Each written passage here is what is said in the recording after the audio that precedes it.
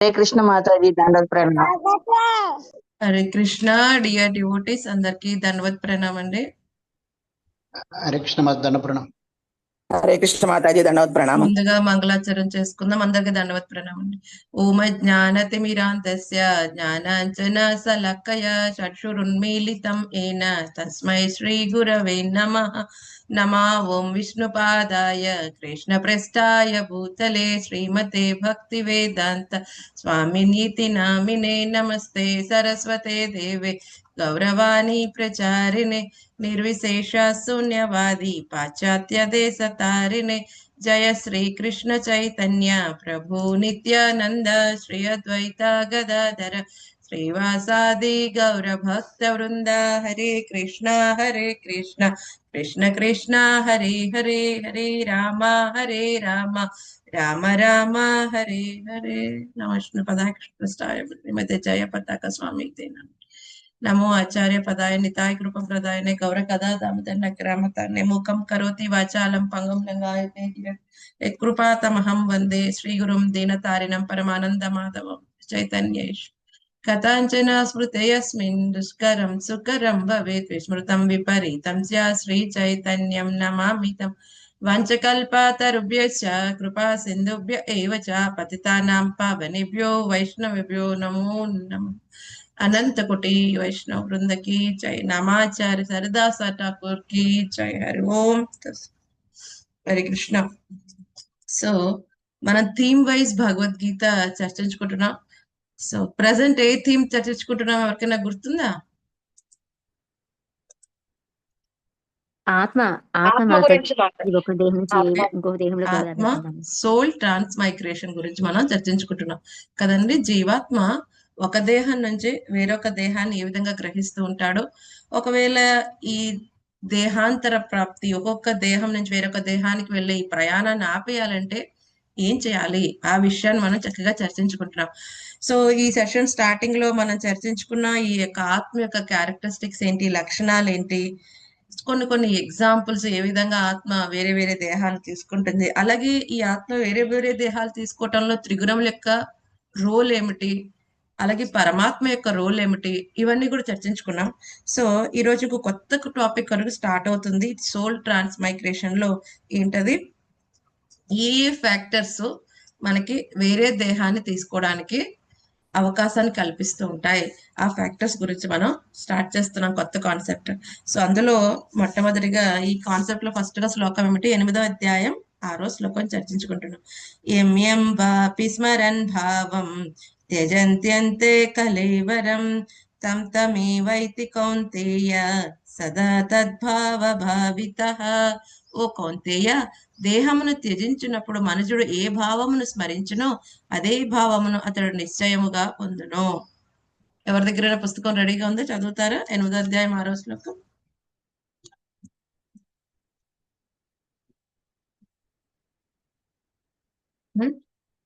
ఎవరి దగ్గర రెడీగా ఉందా? నేను చదువుతాను మాతాజీ. చదవండి మాతాజీ.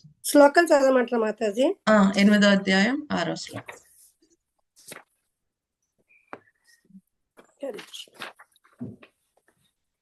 యం వాపి స్మరన్ భావం త్యజత్యంతే కలేవరం తం తమేవైతి కౌంతేయ సదా తద్భావితః.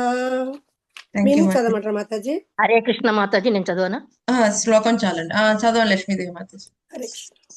యం వాపి స్మరన్ భావం త్యజత్యంతే కలేవరం తం తమేవైతి కౌంతేయ సదా తద్భావ భావితః. హరే కృష్ణ. హరే కృష్ణ. థ్యాంక్ యూ మాతాజీ. సో ఇప్పుడు ఫ్యాక్టర్స్ ఏంటి, వేరొక దేహం మార్పు అవుతుంది, ఒకవేళ గనుక ఈ దేహం చివరిలో మనం చేయాల్సిన కార్యక్రమం ఏదైతే ఉందో అది చేయలేకపోతే ఇప్పుడు ఏ విధంగా అయితే మన చైతన్యం ఉంటుందో అటువంటి చైతన్యం కలిగిన వేరొక దేహాన్ని తీసుకోవాలి. సో ఈ యొక్క ఆత్మ గురించి తెలుసుకున్నాం. ఈ ఆత్మ వేరే వేరే దేహంలో ఏ విధంగా తీసుకుంటూ ఉంటుంది, ఈ కాన్సెప్ట్ లో ఒక మెయిన్ ఫ్యాక్టర్ ఏంటి, అంత సమయంలో అంటే దేహంని విడిచిపెట్టేటప్పుడు త్యజంతి అంతే కలేవరం. కలేవరం అంటే దేహం. ఎప్పుడైతే మనం ఈ యొక్క దేహాన్ని విడిచిపెట్టేటప్పుడు మనం ఏ భావనతో అయితే ఉంటామో, ఏ చేతనతో అయితే ఉంటామో ఏమవుతుందంటే సదా తద్భావ భావిత కదండి. అదే భావాన్ని వాడు నిశ్చయంగా పొందుతాడు. సో ఇది మెయిన్ ఫ్యాక్టర్. మనం రకరకములైన దేహములు తీసుకోవడానికి కారణం ఏమిటి? మరణ సమయంలో మన చైతన్యం కరెక్ట్ గా లేకపోవటం. ఇది మెయిన్ ఫ్యాక్టర్.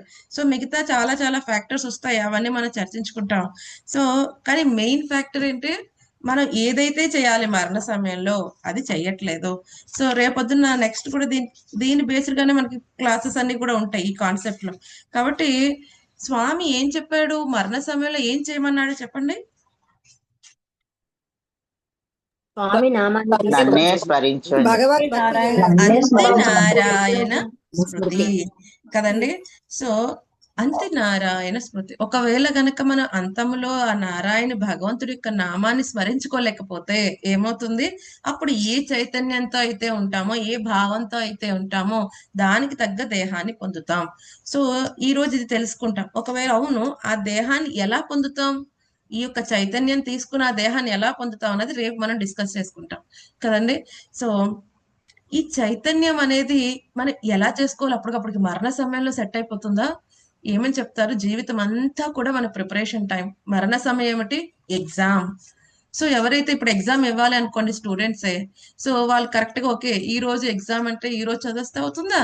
లేదు. ముందు నుంచి చదివిన వాడు చక్కగా రాయగలడు. అప్పటికప్పటికి ఎగ్జామ్ ఒకేసారి అయితే రేపు ఎగ్జామ్ అంటే ఈ రోజు పుస్తకం తీసేవాడికి అసలు చాప్టర్స్ ఏమున్నాయో తెలియదు కదండి. వాడు ఎగ్జామ్ లో పాస్ అవడం అనేది భగవంతుడి దయ కదండి. సో అటువంటి విధంగా మనకి కూడా ఎగ్జామ్ ఏంటి? మృత్యువు. ఈ ఎగ్జామ్ పోస్ట్పోన్ చేయటమో, ప్రీపోన్ చేయటమో, లేకపోతే స్కిప్ చేయటమో లేదు. ఏదైనా ఇప్పుడు ఎగ్జామ్స్ ఉంటాయి, కొన్ని కాంపిటీషన్ ఎగ్జామ్స్ కానీ ఏదైనా ఎగ్జామ్స్ అనుకోండి, మనకి ఇష్టం లేకపోతే వద్దు నేను చేయను అనొచ్చు. ఓకే నేను ఇలాగే బతికేస్తానండి, నాకు ఆ కాంపిటీషన్ లో చేసేదో మంచిగా గొప్ప తెచ్చుకోవాలని ఏమీ లేదు, నేను చేయను అనేది తీసుకోవచ్చు. కానీ ఇది స్కిప్ చేయడానికి అవకాశం లేదు. ఎవరైనా సరే చేసుకోవాలి. అమ్మో నాకు ఎగ్జామ్స్ అంటే భయం అండి, చదువు మానేస్తాను. ఓకే, అటువంటి అవకాశం భౌతిక ప్రపంచంలో ఉంటుందేమో కానీ ఈ మృత్యు సమయంలో ఈ ప్రకృతి చేసే ఈ యొక్క విషయంలో, ఈ యొక్క ఎగ్జామ్ లో మాత్రం స్కిప్ చేయడానికి లేదు. కంపల్సరీగా తీసుకొచ్చి కూర్చోబెడుతుంది ఆ ఎగ్జామ్ కి ఎవరైనప్పటికీ కూడా. సో కానీ అద్భుతమైన విషయం ఏమిటి? ఈ ఎగ్జామ్ క్వశ్చన్ పేపర్ ఎప్పుడో లీక్ అయిపోయింది, ఆన్సర్ పేపర్ కూడా తెలుసు అందరికీ కూడా. క్వశ్చన్ ఏమిటి? అంతకాలంలో జీవాత్మ ఎవరిని స్మరించారు, తన చైతన్యం ఎలా ఉంది, ఇదే క్వశ్చన్. ఆన్సర్ ఏంటి? ఆ భగవంతుడు దేవాది దేవుడిని స్మరించుకోవాలి, ఇది answer. So question paper answer paper leak అయినప్పటికీ కూడా చాలా మంది ఫెయిల్ అవుతూ ఉంటున్నారు. ఎందుకని? ఏదైతే ఎగ్జామ్ ప్రిపరేషన్ ఉన్నదో అప్పుడు సరిగ్గా ప్రిపేర్ అవ్వలేదు. సో మన జీవితం అంతా కూడా మనకి ప్రిపరేషన్ టైం. సో ప్రిపరేషన్ టైంలో ఏం చేస్తాం మనం? మన నెక్స్ట్ బాడీ ఏంటి అనేది మనం డిసైడ్ చేసుకుంటాం. సో ఇప్పుడు గనక ఏది చెప్తారు, ఈ రోజు మనం ఏదైతే కర్మలు చేస్తున్నామో అది నెక్స్ట్ బాడీ స్కెలిటన్ తయారైపోతూ ఉంటుంది. జస్ట్ ఈ దేహం విడిచిపెట్టడం, ఆ దేహానికి వెళ్ళటం. అదే కనుక ఇప్పుడు అన్ని కూడా ఆధ్యాత్మిక కార్యక్రమాలు చేసాం అనుకోండి, చక్కగా మరణ సమయంలో భగవంతుని స్మరించుకుంటే చక్కగా మళ్ళీ చైతన్యం ఏమంటారు శాశ్వతమైన దేహాన్ని తీసుకోవచ్చు. అప్పుడు మనకు శాశ్వతమైన దేహం రెడీ అయిపోతుంది. జస్ట్ ఈ దేహం విడిచిపెట్టడం, ఆ దేహంలోకి వెళ్ళటం. ఎలాగైతే నారద బాలుడు ఈ దేహాన్ని విడిచిపెట్టాడో వెంటనే నారదముని ఆ దివ్యమైన దేహం ప్రాప్తించింది కదండి. శీఘ్రమే వెంటనే ప్రాప్తిస్తుంది ఆధ్యాత్మికమైన దేహం. మన క్వాలిఫైడ్ అయితే గనక వెయిట్ చేయాల్సిన అవసరమే లేదు కదండి. సో మరి ఏం చేయాలి? ఎప్పటి వరకు అయితే మనం చక్కగా చైతన్యంలో ఉన్నామో అప్పుడు ఏం చేయాలి? మనం ప్రతిదీ కూడా ఏం చేస్తున్నాం, ఏ కార్యక్రమం చేస్తున్నాం అది ఆలోచించుకోవాలి. సో స్వామి మనకి 3వ అధ్యాయం 5వ అధ్యాయంలో ఎంతో అద్భుతంగా చెప్పాడు మన కర్మల గురించి కదండి. సో ప్రతిసారి కూడా ఎవరి తెలివైన వాడు కూడా ఒక్కోసారి కర్మ ఏంటో, అకర్మ ఏంటో, వికర్మ ఏంటో కూడా తెలుసుకోలేడంట. 3 రకముల కర్మలు ఉన్నాయి. ఏదైతే శాస్త్ర ప్రకారం చేస్తూ ఫలములు ఆశించేది ఏంటి? సకామ కర్మ. వికర్మ ఏమిటి? శాస్త్రం ఒకటి చెప్తుంది దానికి విరుద్ధంగా చేయటం. ఓకే బ్రాహ్మణుల్ని గోవుల్ని హింసించకూడదు, జాగ్రత్తగా రక్షించాలి అంటే వాడు దానికి ఆపోజిట్ చేస్తూ ఉంటాడు కదండి. స్త్రీలను గౌరవించాలి, దానికి విరుద్ధంగా ఉంటాడు. ఈ సైడ్ వెళ్ళకూడదు, ఆ సైడే వెళ్తారు కొంతమంది కదండి. ట్రాఫిక్ వాళ్ళు చెప్తారు ఈ సైడ్ వెళ్ళొద్దండి, ఇది 1 వే, అయినా సరే అలాగే వెళ్తూ ఉంటారు మూర్ఖంగా. అలాగే శాస్త్రం ఏదైనా చెప్తుంటే వాళ్ళు వినిపించుకోదు, దానికి ఆపోజిటే చేస్తూ ఉంటారు కదండి. అదేంటి? వికర్మ. అలాగే అకర్మ. అకర్మ అనేది ఏంటి? సో భగవంతుడి ప్రీత్యర్థం చేయటం, అది ఎలా చేయాలి? ఫలాపేక్ష రహిత కర్మ చేయటం.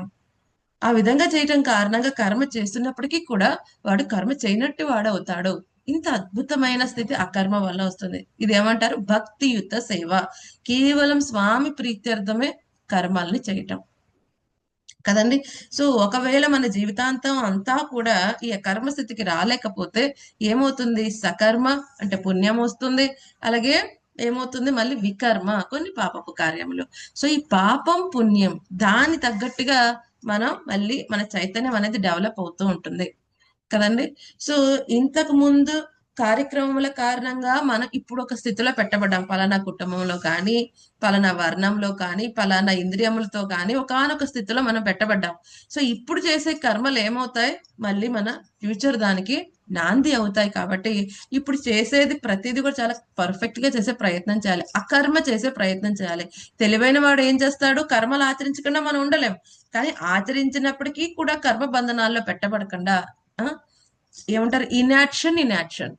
సో కర్మలో కూడా ఆ కర్మని గాంచగలిగిన వాడే నిజమైన బుద్ధిమంతుడు. ఆ విధంగా మనం వ్యవహరించాల్సి ఉంటుంది.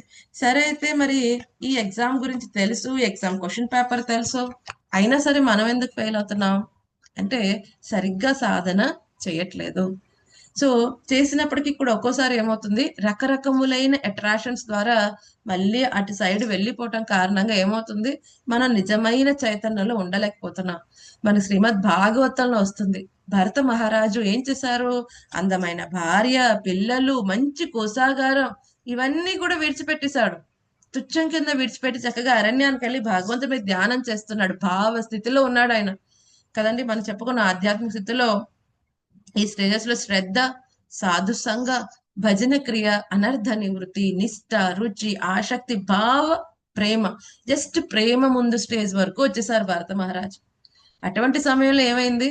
జస్ట్ అక్కడ అరణ్యంలో ఉన్నప్పుడు, ఒక నదీ ప్రాంతం దగ్గర ఉన్నప్పుడు ఆయన చూస్తారు, ఒక జింక గర్భవతి ఏం చేస్తుంది? ఆ పులి యొక్క గాడ్రింపు కారణంగా భయపడి దాటే ప్రయత్నంలో ఏం చేస్తుంది? బిడ్డకి డెలివరీ చేస్తుంది, తను చనిపోతుంది. ఆ చిన్న లేడి పిల్ల మీద జాలి కలిగి భరత మహారాజు దాన్ని కాపాడుతారు. ఓకే, దాన్ని ఆ కాపాడటంలో తప్పు లేదు కదండి. వైష్ణవుడు ఏంటి? పరదుఃఖ దుఃఖి. పరులు దుఃఖంగా ఉంటే ఆయనకి దుఃఖం కలుగుతుంది, అది రక్షించడం తప్పు కాదు. కానీ ఆయన ఏం చేశాడు? రక్షణకు మించి ఆయన ఏం చేశాడు? ఆసక్తి పెంచేసుకున్నాడు. సో స్లోగా ఓవర్ పీరియడ్ ఆఫ్ టైం ఏమైంది?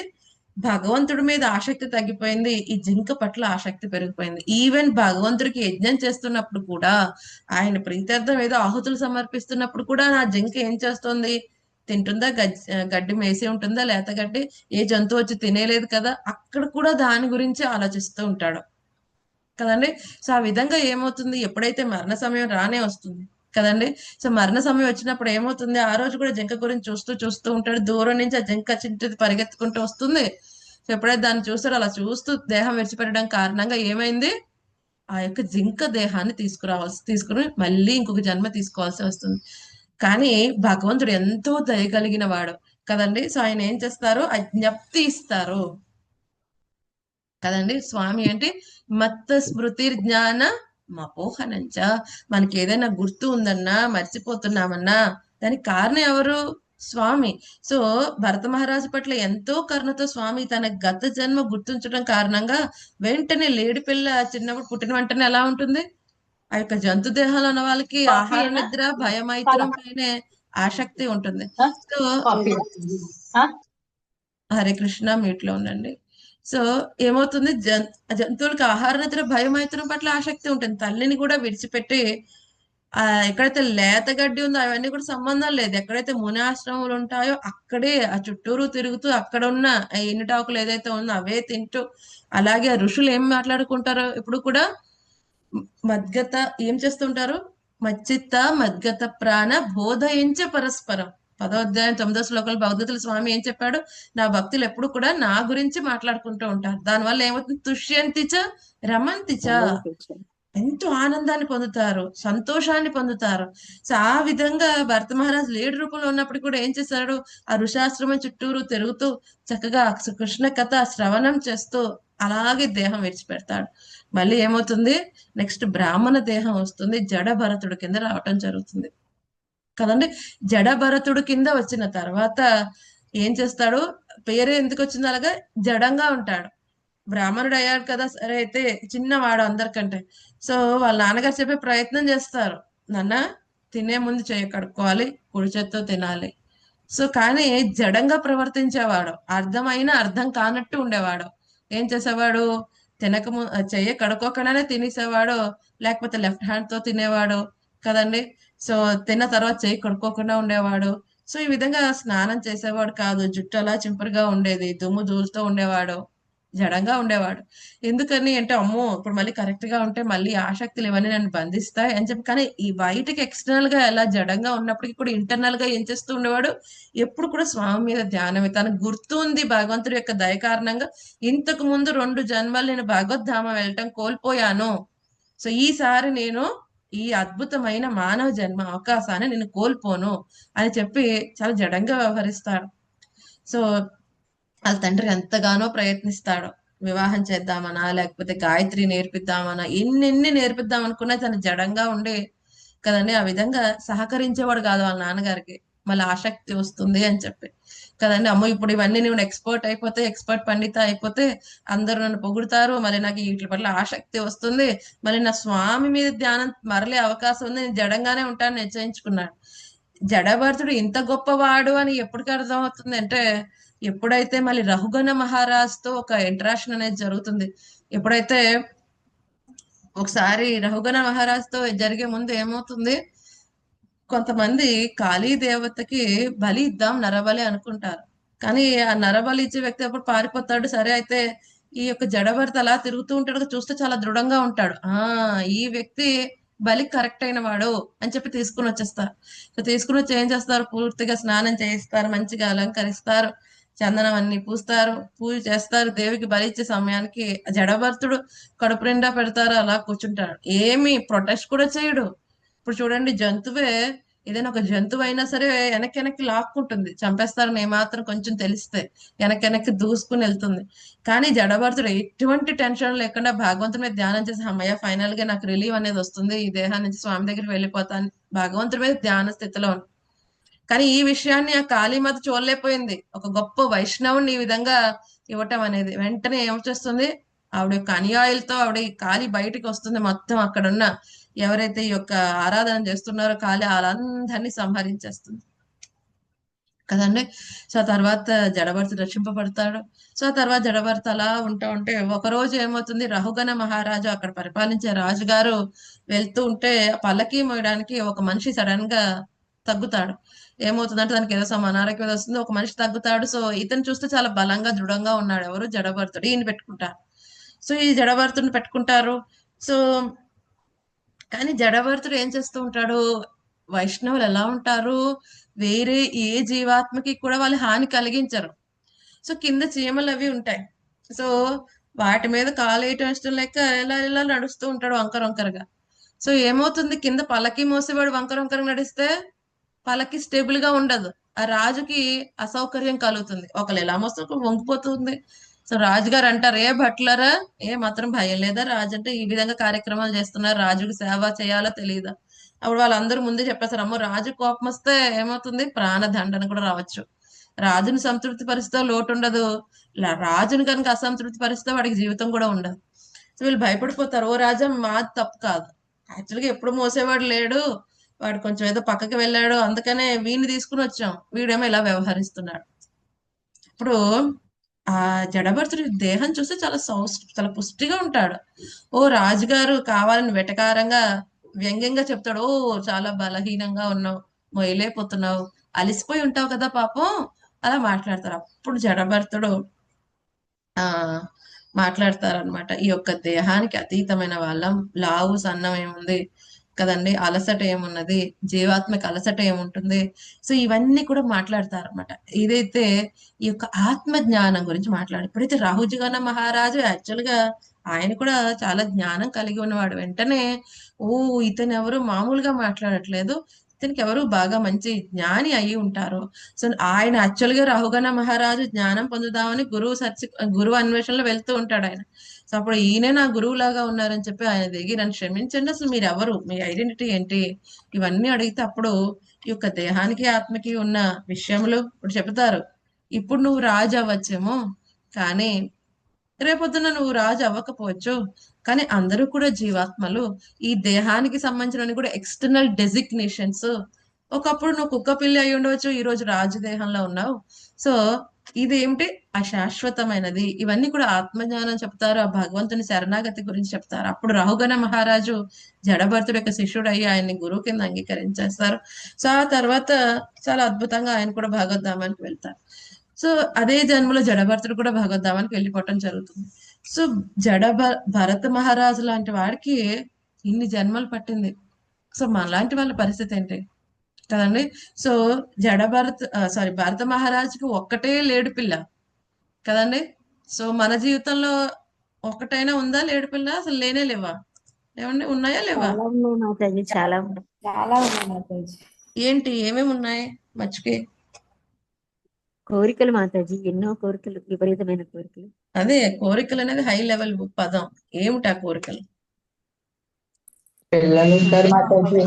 ఆ స్థానము, కుక్కను పిల్లలు, ఓకే, పిల్లలు, ఓకే, ఇంకా మమకారం, అది, విషయాలు, అది, అది బంధాలు, పొజిషన్, మమకారం. మంచి పొజిషన్, అసలు కంటే వడ్డీ ముద్దు.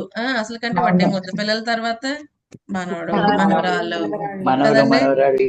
ఫస్ట్ ఏమో పెళ్లి చేసేస్తే అయిపోద్దండి. ఆ తర్వాత మీరు ఎటంటే అటు, ఏ భక్తి అంటే ఆ భక్తి. తర్వాత అయ్య బాబోయ్, ఇప్పుడు మా ప్రీషియస్ డాటర్ అదేమంటారు, కోళ్ళు వచ్చేసింది. ఇప్పుడు తర్వాత చాలా అద్భుతమైన మనవడో మనవరాలో వచ్చారు. సో వీళ్ళు ఇంకా అద్భుతం అండి, వీళ్ళు ఇంకా బాగా చూసుకోవాలి.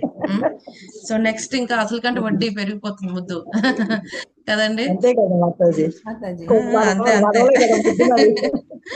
రైట్. ఇంకా ఏమున్నాయి మనకి? జింకలు ఏమైనా ఉన్నాయా? అసలు లేవా?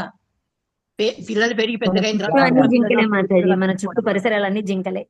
చుట్టూ పరిసరాలన్నీ జింకలు. అది ఏంటి పరిసరాలన్నీ అంటే హై లెవెల్. ఏది మనకి జింక?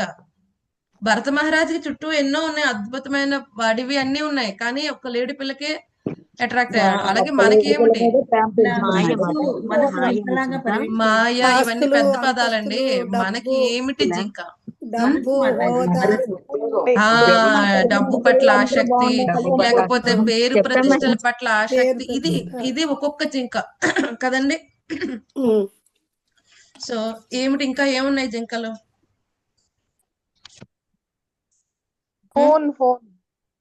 Phone, okay. నగలు, ఏ జింక లేకపోతే కుక్కను పిల్లను పెంచుకుని దాని పట్ల ఆసక్తి తెచ్చుకుంటాం. ఆసక్తి మాత్రం మానేది లేదు. ఉమ్, ఓకే. ఇంకా అధికార వాంఛ. అధికారం పట్ల ఆసక్తి, ఓకే. కాంపిటీషన్స్ మాతాజీ, ఎందుకు కాంపిటీషన్ లోకి వెళ్తున్నాం? దేని పట్ల ఆసక్తి పట్టే కదా. దేని పట్ల ఆసక్తే? మనం ఒకళ్ళకంటే ఆధిక్యత పదవి ఉండాలి. వ్యామోహం మాతాజీ, పదవి వ్యామోహం. వాళ్ళకంటే గొప్పగా ఉండాలన్న ఆకాంక్ష. ఉమ్. కంపారిజన్ చేసుకోవడం మాతాజీ, కంపారిజన్. అదే ఎందుకు కంపేర్ చేస్తాం? వాళ్ళకంటే మనం గొప్ప నిరూపించుకోవడం కోసం కంపేర్ చేస్తాం. లేకపోతే ఇప్పుడు ఎవరికైనా మనం వాళ్ళకంటే మనం గొప్పగా ఉన్నామని నిరూపించుకోవాలనుకోకపోతే మనం కంపేర్ చేయాల్సిన అవసరమే లేదు లేదు మాతాజీ. కదా. వాళ్ళకంటే మనం సంతోషంగా ఉన్నాం, వాళ్ళకంటే మనం లగ్జరీ లైఫ్ గడుపుతున్నాం, ఇది చూపించాలన్నప్పుడు కంపేర్ చేస్తాం. నీ శాలరీ ఎంత, నా శాలరీ ఇంకొక రూపాయి ఎక్కువ తెలుసా, ఇప్పుడు కంపేర్ చేస్తాం. వాడికంటే మన అధికాన్ని చూపించుకునే ప్రయత్నం అప్పుడు. ఓకే. ఇంకా ఇదివరకు అయితే భగవద్గీత అట్లీస్ట్ ఒక 10 ఫేసెస్ అయినా చక్కగా శ్రద్ధగా వినేవారు. ఇప్పుడు ఓన్లీ సుబ్బరత్నం మాతాజీని మాత్రమే చూడగలుగుతున్నాం. సో మిగతా వాళ్ళందరూ చాలా బిజీ అయిపోయారు, లేకపోతే మీరు ఎక్స్పర్ట్స్ అయిపోయారు భగవద్గీతలో. ఏమంటారు? అసలు ఇప్పుడు శ్రద్ధే చూపించట్లేదు అలా ఏం శ్రవణం లేదు పట్ల. మాతాజీ, మాతాజీ అలా ఏం లేదు. వింటున్నాం. కనీసం 10 మంది వైష్ణవులైనా కనిపించేవారు ఇదివరకు. ఇప్పుడు ఒక వైష్ణవులు గాని ఒక వైష్ణవి గాని టీచర్ పనిష్మెంట్ ఇస్తున్నారు. ఒక్కళ్ళు కూడా దర్శనమే ఇవ్వట్లేదు. మేము ఫుల్ బ్లాక్ స్క్రీన్ చెప్తున్నాం క్లాస్ ఇక్కడ కదండి. సో నేనే కాదు, ప్రతి టీచర్ ఇదే ఫీడ్బ్యాక్ ఇస్తున్నారు. వాళ్ళు చాలా బిజీగా ఉన్నారు మాతాజీ, మీరు మాత్రం మాకు క్లాసెస్ అసైన్ చేస్తున్నారు, బట్ వాళ్ళు చాలా బిజీగా ఉన్నారు, మేమే ఫ్రీగా ఉన్నాం మీ దృష్టిలో అంటున్నారు వాళ్ళు. ప్రతి టీచర్ ఇదే ఫీడ్బ్యాక్ ఇస్తున్నారు కదండి. ఇదివరకు కొంతమంది అయినా మేము చూసే వాళ్ళం, ఇప్పుడు వాళ్ళకి అన్ని నేర్చేసుకున్నట్టున్నారు అని అంటున్నారు వాళ్ళు కదండి. అయ్యో మాతాజీ, అలా ఏం లేదు మాతాజీ. మేము ఇంకా కానీ నేను అజ్ఞానులం. రిక్వెస్ట్ చేస్తాను, శ్రద్ధగా వినే ప్రయత్నం చేయండి. వాళ్ళ ఆదివారమే కదా, ఆదివారం పిల్లల్ని పంపించాల్సిన అవసరం కూడా లేదు. అందరూ ఇంట్లోనే ఉంటారు. అయినా మనం శ్రద్ధగా ఎందుకు మనం వైష్ణవ సాంగత్యం తీసుకోలేకపోతున్నాం? అలవాటు అయిపోయింది కదండి. ఎలాగైనా అవును మాతాజీ. చదువుతుంది కదా, ఎలాగైనా వెళ్తుంది. కానీ ఎలాగైనా వెళ్ళదండి. అర్థం చేసుకోవాలి. భారత మహారాజుకి అవ్వలేదు, మనం ఒక లెక్క కానే కాదు కదండి. సో ఏదైతే గురువు యొక్క ఆధ్వర్యంలో భక్తి చేస్తున్నామో అదృష్టం. ఓకే, ఇనిషియేషన్ అయిపోయింది, టికెట్ కన్ఫర్మ్ అయింది. కానీ టికెట్ కన్ఫర్మ్ అయినంత మాత్రాన ఫ్లైట్ ఎక్కకపోతే మనం డెస్టినేషన్ వెళ్తామా? లేదు మాతాజీ. లేదు మాతాజీ, వెళ్ళం. టికెట్ తీసుకుని చక్కగా దిండు కింద పెట్టుకుని చల్లగా ఉంది, వర్షం వస్తుంది, సరే అయితే అని ఇంకో గంట పడుకుంటే ట్రాఫిక్ లో ఇరుక్కుంటే ఫ్లైట్ వెళ్ళిపోతుంది. అవును మాతాజీ. అలాగే గురువు ఉన్నారు, ఇనిషియేషన్ అయింది, దీక్ష ఉంది, అన్ని వైష్ణవ సాంగత్యం ఉంది, బట్ మనం ఫాలో అవ్వట్లేదు. చాలా లేజీగా ఉన్నాం, మనసుని దాన్ని ఫుల్ లేజినెస్ సైడ్ పంపించేసాం. అప్పుడు ఏమవుతుంది? మనసు చక్కగా ఆడుకుంటుంది, అమ్మయ్య ఫైనల్లీ నాకు విముక్తి వచ్చి మనసు హ్యాపీగా ఉంటుంది, హ్యాపీగా రిలాక్స్డ్ గా ఉంటుంది. అప్పుడు ఏమవుతుంది? మృత్యు వచ్చినప్పుడు చాలా కష్టం అవుతుంది. ఎందుకంటే ఇప్పుడు చూడండి, మనకి గురువు కరుణ ఎప్పటి వరకు పాస్ ఆన్ అవుతూ ఉంటుంది? ఆయన ఇన్స్ట్రక్షన్స్ పాటిస్తున్నంత వరకు. ఎప్పుడైతే ఆయన ఇన్స్ట్రక్షన్స్ పాటించడం మానేసాం, నెక్స్ట్ క్షణం మనం మాయాదేవి చేతిలో కీలు బొమ్మ, అంతే. జస్ట్ లెఫ్ట్ అండ్ రైట్ ఆడుకుంటుంది ఆవిడ కదండి. ఎప్పుడైతే గురువుని వదిలేసాం, గురువు చెప్పిన ఇన్స్ట్రక్షన్స్ వదిలేసాం, కృష్ణుని వదిలేసాం, మాయ చేతికి మళ్ళీ మనం దొరుకుతాం. ఫైనల్లీ చిక్కవరా. ఇన్నాటి ఇప్పటి వరకు ఏంటి, గురువు కృష్ణ వెనకాల పెట్టుకునే అసలు నేను ఓడించడమే నా వల్ల కావట్లేదు, సరే ఇప్పుడు ఆడుకుంటాను, అప్పుడు ఆడుకుంటుంది ఆవిడ కదండి. అందుకని మనం చూస్తాం ఎంతో పెద్ద పెద్ద 20 ఏళ్ళు 30 ఏళ్ళు భక్తులు ఉన్న వాళ్ళు మళ్ళీ అసలు సడన్ గా భక్తిని విడిచిపెట్టేస్తున్నారంటే ఆశ్చర్యం వేస్తుంది. ఎందుకని? దానికి కారణం ఏమిటి? కృష్ణ కథ శ్రవణం మానేస్తున్నారు. కృష్ణ కథ శ్రవణం వెరీ వెరీ ఇంపార్టెంట్ మన సాధనలో. అది కూడా ఎలా ఉండాలి? శ్రద్ధగా. ఏమవుతుందో తెలుసా? శ్రద్ధగా శ్రవణం చేస్తే కొన్ని ఇంప్రెషన్స్ ఏమవుతాయి, మన మైండ్ లో స్టోర్ అవుతాయి. అప్పుడు ఏమవుతుంది, మరణ సమయంలో అదే ఇంప్రెషన్ మనకి సాయం చేస్తుంది కదండి. ఎంతో మనం ఆశ్చర్యపోవచ్చు, బట్ అదే మనకి సాయం చేస్తుంది కదండి. ఈ శ్రద్ధగా కృష్ణ కథ శ్రవణం చేయటం కారణంగా నామ సంకీర్తన, భగవంతుడి యొక్క నామం తీసుకున్నప్పుడు శుద్ధమైన నామం సైడ్ వెళ్తూ ఉంటాం. సో ఇవి రెండు. ఇక్కడ మాకు గురుగ్రామ్ లో మన ఒక మహారాజు వచ్చినప్పుడు చెప్పారు. సో మీరు జీవితంలో భక్తి జీవితంకి వచ్చినప్పుడు స్టార్టింగ్ లో ఎంతో శ్రద్ధగా నామం చేస్తూ ఉంటారు. తర్వాత ఓవర్ పీరియడ్ ఆఫ్ టైం ఏమవుతుంది, ఆ వైష్ణవుడి పట్ల ఈ వైష్ణవుడి పట్ల అపరాధాలు చేసి నామం శుద్ధంగా తీసుకోవటం మానేస్తారు. ఆ తర్వాత మళ్ళీ ఈ యొక్క అపరాధాలతో కూడిన నామం నుంచి మళ్ళీ శుద్ధ నామ స్థితికి మళ్ళీ రావడానికి చాలా సమయం పడుతుంది. బట్ అది మనం ప్రయత్నం చేస్తూ ఉంటే ఓవర్ పీరియడ్ ఆఫ్ టైం మనకి శుద్ధ నామం చేయడానికి అవకాశం వస్తుంది. లేకపోతే అపరాధాలతో కూడిన నామాన్ని చేస్తూ ఉంటాం. ఆ జామిలుడు నారాయణ అనేసాడండి, వెళ్ళిపోయాడు, నేను అనేస్తాను. కానీ నారాయణుడు ఎటువంటి అపరాధములు చేయకుండా ఉన్నాడు. 10 నామ అపరాధములు ఉన్నాయి, నామ కదండి, హరినామం చేసేటప్పుడు 10 నామ అపరాధములు అవాయిడ్ చేయమని చెప్తారు. అజామిలుడు అవేమీ చేయలేదు. అది అదృష్టం కదండి. ఇటువంటి అపరాధం, ఎందుకంటే వైష్ణవులతోనే కలవలేదు, వైష్ణవులు దూషించే అవకాశం లేదు, శాస్త్రముల్ని మొత్తాన్ని పక్కన పెట్టాడు, శాస్త్రములు దూషించలేదు. సో ఆ విధంగా ఈ అపరాధ రహిత నామం తీసుకోవటం కారణంగా ముక్తికి అవకాశం వచ్చింది. అదృష్టం, విష్ణుదూతల యొక్క సాంగత్యం దొరికింది. తర్వాత వెంటనే రిలీజ్ అయ్యాడు. వెంటనే ఏమయ్యాడో, చక్కగా వెళ్ళిపోయి ఆ ధామ్కి వెళ్ళిపోయి ఏం చేశాడు, శుద్ధ నామం చేశాడు. మళ్ళీ అదే విష్ణుదూతల సాంగత్యం దొరుకుతుంది, భగవద్ధామానికి వెళ్ళిపోయాడు కదండి. సో మనం కూడా ఏం చేయాలి, మనకి ఇప్పుడు సాంగత్యం ఉంది, ఏమిటి, గురువుల యొక్క సాంగత్యం దొరుకుతుంది, శాస్త్రం ఇంకా దొరుకుతుంది, భక్తుల యొక్క సాంగత్యం దొరుకుతుంది. ఈ 3 చక్కగా ఉపయోగించుకుని కృష్ణ ప్రసాదాన్ని తీసుకుంటూ మన ఇంటినే మనం వైకుంఠం చేసుకోవచ్చు కదండి. ఆ విధంగా వైకుంఠ చైతన్యంలో మనం ఉన్నాం అనుకోండి, ఏమవుతుంది, భగవద్ధామానికి వెళ్ళడానికి అన్ని విధాల మనకి ఆస్కారం ఉంటుంది. లేకపోతే చాలా చాలా కష్టం. ఒకసారి ఒక మహారాజ్ చక్కగా ప్రవచనంలో షేర్ చేస్తున్నారు. ఒక భక్తులు ఏం చేశారు, ఈ యొక్క పిక్నిక్ యాత్రకనే వెళ్ళారు. అక్కడ సముద్ర తీరం దగ్గర వీళ్ళందరూ కూడా మామూలుగా జస్ట్ స్విమ్ చేయడానికి ఒక పావు గంట ఏదో టైం దొరుకుతుంది, వెళ్ళారు అనమాట. సో ఒక డివోటీ ఆల్రెడీ బాగా బెస్ట్ స్విమ్మర్ అనమాట. సో సరే అయితే అక్కడికి మహారాజ్ ఎవరైతే తీసుకెళ్లారో చెప్పారనమాట, బాగా ఈ రోజు ఉధృతంగా వస్తున్న అలలు, కొంచెం దగ్గరికి వెళ్ళొద్దు, కొంచెం బయట బయట ఆడుకొని మరీ లోపలికి వెళ్ళొద్దు. కానీ ఈ వ్యక్తి ఏమన్నా, నేను ఎక్స్పర్ట్ నేను ఎక్స్పర్ట్, నేను ఎలాగైనా స్విమ్ చేస్తా, ఇదొక పెద్ద అలా ఏం కాదు అని చెప్తే సరే అయితే వెళ్ళిపోయాడు. సో వెళ్ళిపోయాడు, అప్పుడు బాగా డేంజర్, లోపలికి వెళ్ళేప్పటికే తెలుస్తుంది, బయటికి రాలేకపోతున్నాడు. కానీ డివోటీస్ అనుకున్నా, ఇంత పెద్ద అల మీద ఎలా హ్యాండిల్ చేస్తున్నాడు, హరిబోల్ హరిబోల్. తర్వాత కొంచెంసేపటికి అర్థమైంది, అతనేం పెద్ద ఫీట్ చేయట్లేదు, మునిగిపోతున్నాడు, భయం వేస్తుంది, దానికి ఇంకా అవ్వట్లేదు ఆ అల నుంచి బయటికి రావటం. అప్పుడు వెళ్ళి అందరు కూడా ప్రొటెక్ట్ చేస్తారనమాట. బయటకు వచ్చిన తర్వాత అప్పుడు మహారాజ్ దగ్గరికి వెళ్ళి ఆ వ్యక్తి, క్షమించండి మహారాజ్, మీరు చెప్పినప్పటికీ కూడా నేను వినిపించుకోలేదు. ఎందుకనే? సెల్ఫ్ కాన్ఫిడెన్స్, ఓవర్ కాన్ఫిడెన్స్ కదండి ఒకటి. రెండవది ఏమిటి, అప్పుడు ఒకటి రివీల్ చేస్తారు. సో అంత పెద్ద అల వస్తున్నప్పుడు కృష్ణ అప్పటి వరకు భక్తుల సాంగత్యంలో ఉన్నాడు, అందరు హరిబోల్ హరిబోల్ అంటున్నారు. కృష్ణ గుర్తు రాలేదంట. అప్పుడు ఏం గుర్తొచ్చింది, కళ్ళు మూసుకుని కృష్ణాన్ని చేద్దామంటే చిన్నప్పుడు ఏదో చూసిన నిరిల్ సోప్ యాడ్ గుర్తొచ్చిందంట, పెద్ద అల. మనం చూస్తాం కదా చిన్నప్పుడు, మీరు చూసారా నిరిల్ సోప్ యాడ్ లో ఇలా అలా వస్తుంది, బౌట్ ఎలా వస్తుంది, అమ్మాయి వస్తుంది, ఆ యాడ్ గుర్తొస్తుందంట. చిచ్చి చిచ్చి ఒక నిమిషం చచ్చిపోతాను నేను, నిరిల్ సోప్ యాడ్ ఏంటి, కృష్ణుని తలుచుకోవాలని గురువు గారు చెప్పారు అని కృష్ణుడు గుర్తు రావట్లా, నిరిల్ సోప్ యాడే గుర్తొస్తుంది. ఎందుకని ఆ పరిస్థితులు చుట్టూరు అలాగే ఉన్నాయి. అలాగా దూకుతుంది. అదైతే యానిమేషన్ లోనో లేకపోతే ఏదో పిక్చరైజేషన్ చేస్తారు కాబట్టి ఆ అమ్మాయి ఎలా దూకినా ఎలా దూకినా పడవలోంచి బతికే ఉంటుంది. కానీ వీడికి తెలుసు వీడు అయిపోతాడని చెప్పి. సో తర్వాత చెప్పారంట మహారాజ్, నాకు ఆ యాడ్ వచ్చేసిందండి మైండ్ లోకి. కృష్ణ అసలు నామే గుర్తు రాలేదు, చాలా ఆశ్చర్యంగా ఉంది. బయట భక్తులు ఉన్నారు, మీరున్నారు, అందరూ హరిబోల్ అంటున్నారు, బట్ నేనే ఆ నిరుల్సో ప్యాడ్ లో ఆగిపోయింది. ఇది చాలా కష్టం కదండి. మనం అనుకుంటే ఓకే అతను ఎంత అద్భుతంగా చనిపోయాడండి, చుట్టూరు నామ సంకీర్తన జరుగుతుంది, భక్తులు ఉన్నారు, బట్ ఆ చనిపోయే వ్యక్తికి చైతన్యం కూడా భగవంతుడి మీద ఉండాలి, అది సక్సెస్. మరి ఎలా జరుగుతుంది అది?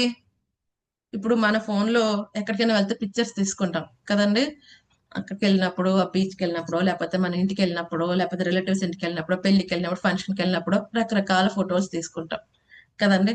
సో తీసుకున్నప్పుడు ఏం చేస్తాం, ఎప్పుడైనా మనం ఖాళీ కూర్చున్నప్పుడు ఆ గ్యాలరీ ఇలా ఇలా తిప్పుతూ ఉంటాం కదండి.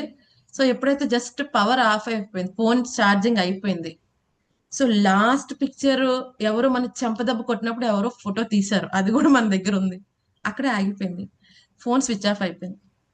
అంతేనా? మన దగ్గర చాలా పిక్చర్స్ ఉన్నాయి, కానీ ఫోన్ స్విచ్ ఆఫ్ అయ్యే ముందు అదే పిక్చర్ ఆగిపోయింది అంతే. ఆ తర్వాత ఆ ఫోన్ ఛార్జింగ్ పెడితే తప్ప నెక్స్ట్ పిక్చర్ చూపించదు. ఇంతే మన విషయం కూడా. ఇది కూడా అలాంటిదండి, మన దేహం ఆ సాకెట్ లో పెట్టిన ఛార్జర్ లాంటిది కదండి. సో ఈ దేహం, ఈ యొక్క జీవాత్మకి రెండు రకములైన దేహాలు ఉన్నాయి, స్థూల దేహం, సూక్ష్మ దేహం. సో ఈ యొక్క స్థూల దేహం వచ్చేసింది ఆల్రెడీ, ఇంతకు ముందు కర్మ ఫలితంగా ఒక స్థూల దేహం వచ్చింది. కానీ సూక్ష్మదేహం ఛేదించబడకపోతే ఏమవుతుంది, మళ్ళీ ఇంకొక దేహాన్ని తీసుకోవాలి జీవాత్మ.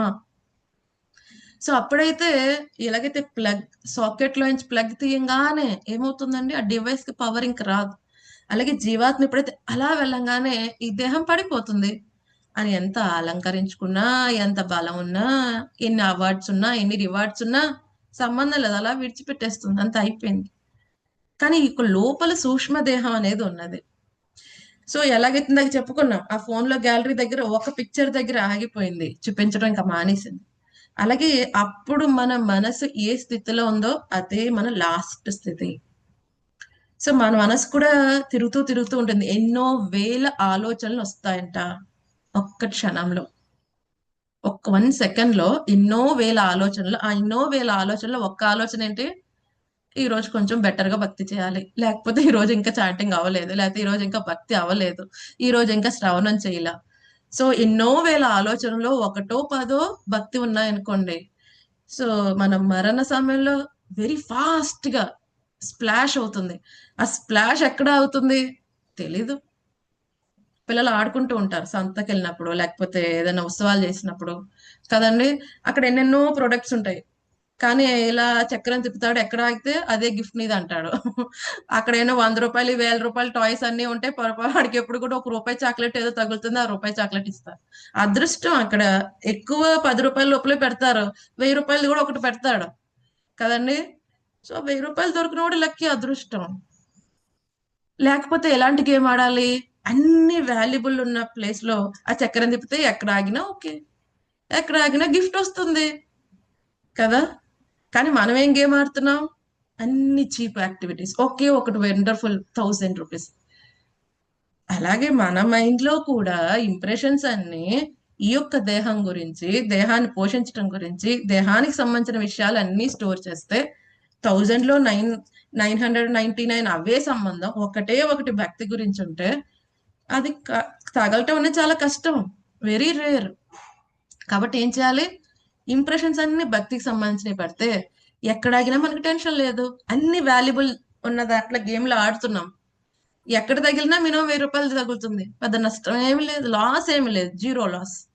అలాగే మనం కూడా ఇంప్రెషన్స్ అన్ని ఏం చేయాలి? భక్తికి సంబంధించి స్టోర్ చేసుకోవాలి కదండి. అందుకని ఏమంటారు, కొన్ని ఇప్పుడు బర్త్డే పార్టీల్లో స్టిక్కర్స్ వచ్చాయి. ఏంటవి?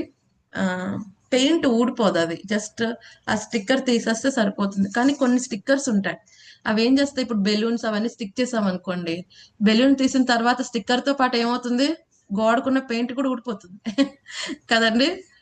అలా కాకుండా కొన్ని మంచి స్టిక్కర్స్ ఉంటాయి, అది అంటిస్తామా, జస్ట్ ఆ ప్లేస్ లో ఏం అవ్వదు, ఆ స్టిక్కర్ తీసేస్తాము, జస్ట్ అలా తుడిస్తే మళ్ళీ ఆ పెయింట్ శుభ్రంగా ఉంటుంది కదండి. అలాగా ఉండాలి మన చైతన్యం. సో ఏదో ఫంక్షన్కి వెళ్ళాం, మన చైతన్యం మారిపోయింది. ఏదో పార్టీకి వెళ్ళాం, మారిపోయింది. ఎవరో తిట్టారు, గోవింద కదండి. ఇలా అయిపోతే ఎలాగా? కానీ ఏం చేయాలి? మన చైతన్యం నీట్ గా మెయింటైన్ చేస్తే పనిచేయాలి. ఓకే, మనం ఇప్పుడు ఈ యొక్క సొసైటీలో ఉన్నప్పుడు ఎవరైనా ఇన్వైట్ చేస్తే పెళ్లికి వెళ్ళాలి, ఎవరైనా ఇన్వైట్ చేస్తే ఏదైనా ఫంక్షన్ కి వెళ్ళాలి, రెస్పాన్సిబిలిటీస్ చేయాలి. అవన్నీ ఎలా ఉండాలి? ఏదైతే స్టిక్కర్ గోడ పెయింట్ ఊడపెక్కకుండా ఉంటుందో అలా ఉండాలి. ఆ యాక్టివిటీకి అటెండ్ అయినా, యాక్టివిటీ చేసినా ఆ స్టిక్కర్ లాగానే ఉండాలి. అలా కాకుండా గోడతో ఆ బెలూన్ స్టిక్కర్ తో పాటు పెయింట్ కూడా ఊడొచ్చేసేలా ఉందనుకోండి, ఓకే 2-3 ఫంక్షన్కి వెళ్ళాం, సరే అయితే అనవసరంగా సంకల్పం తీసేసుకున్నట్టున్నాను, ఉల్లి వెల్లుల్లి అప్పుడే మానకుండా ఉండాల్సింది. ఎన్ని అద్భుతమైన పదార్థాలు ఉన్నాయి. అలాంటి ఇంప్రెషన్స్ పడుతున్నాయి అనుకోండి, ఏమవుతుంది? మనం వెళ్ళి మన చైతన్యాన్ని వేరే వాళ్ళకి అంటించేది పోయి ఏం చేస్తున్నాం? వాళ్ళకున్న రోగాన్ని మనం అంటించుకునే ప్రయత్నం చేస్తాం.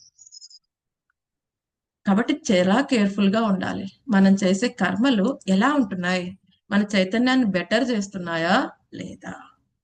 చైతన్యాన్ని పెంచకపోతే ప్రాబ్లం ఏంటి? మళ్ళీ మళ్ళీ తిరిగి రావాలి. ఇప్పుడు అదే చెప్పారు కదా, ఏ భావమును స్మరించునో అదే భావమును అతడు నిశ్చయముగా పొందును. మరి ఏం చేయాలి? ప్రస్తుత జన్మమున సత్వగుణమునచి సదా శ్రీకృష్ణునే తలచినచో అంత్యకాలమున శ్రీకృష్ణుని స్మరించుట ఎవరికైనానూ సాధ్యం కాదు. ఏమి రూల్స్ లేవు, ఎవరికైనా సాధ్యం అవుతుంది.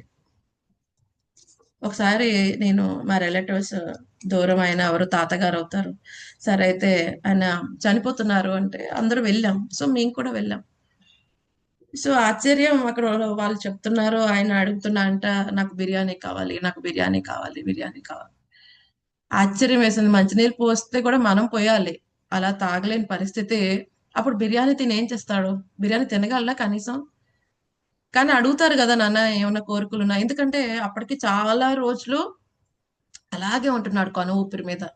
డాక్టర్స్ చెప్పేసారు 2-3 గంటలని, కానీ చాలా రోజులు అయిపోయింది అనమాట. సో ఏమైనా కోరికలు ఉన్నాయేమో అడగండి అంటే బిర్యానీ కావాలని అడిగి. సో ఏమవుతుంది? ఈ మన చైతన్యం అంతా ఎలా ఉంది? ఊపుకున్నంతసేపు చైతన్య ఇంద్రియాలన్నీ పట్టుతూ ఉన్నప్పుడు ఎలా ఉందో అదే వెళ్తుంది మనం ఎంత ప్రయత్నించినా కదండి. కాబట్టి ఏం చేయాలి? మన చైతన్యాన్ని శుద్ధీకరణ చేసుకుంటూ ఉండాలి. ఎవరితోనో కాంపిటీషన్ మనకు వద్దండి, మనతో మనకే కాంపిటీషన్. నిన్నటికంటే ఈ రోజు బెటర్ పర్సన్ అయ్యానా లేదా? ఇంతే, ఇంతకంటే ఏమి లేదు. నిన్నటికంటే ఈ రోజుకి కృష్ణుడి దగ్గరికి, శాస్త్రం దగ్గరికి, గురువు దగ్గరికి వెళ్తున్నానా లేదా? ఇంతకు ముందు 2 గంటలు చదివేది ఇప్పుడు అరగంటకు వచ్చేసానా? ఇంతకు ముందు శ్రద్ధగా భగవద్గీత భాగవతం వినేది, ఆ శ్రద్ధ తగ్గిపోతుందా? ఇదివరకు ఎంత సమయం భక్తిలో గడుపుతున్నాను, ఇప్పుడు ఎంత సమయం గడుపుతున్నాను? ఇదివరకు భక్తులతో ఎలా వ్యవహరిస్తున్నా, ఇప్పుడు ఎలా వ్యవహరిస్తున్నా? శ్రీల భక్తి వినోద్ ఠాకూర్ ఏం చెప్తారు? ఎవ్రీ 15 days, ఎవ్రీ ఏకాదశి ప్రతి ఒక్కరు ఇది అనలైజ్ చేసుకోవాలి. నా సాధన పెరుగుతుందా, తగ్గిపోతుందా? లాస్ట్ ఏకాదశి నుంచి ఏకాదశికి ఏమైనా ఇంప్రూవ్ అయ్యానా, లేకపోతే ఇంకా తగ్గిపోయిందా? నా భక్తి స్టేటస్ తగ్గిపోయిందా?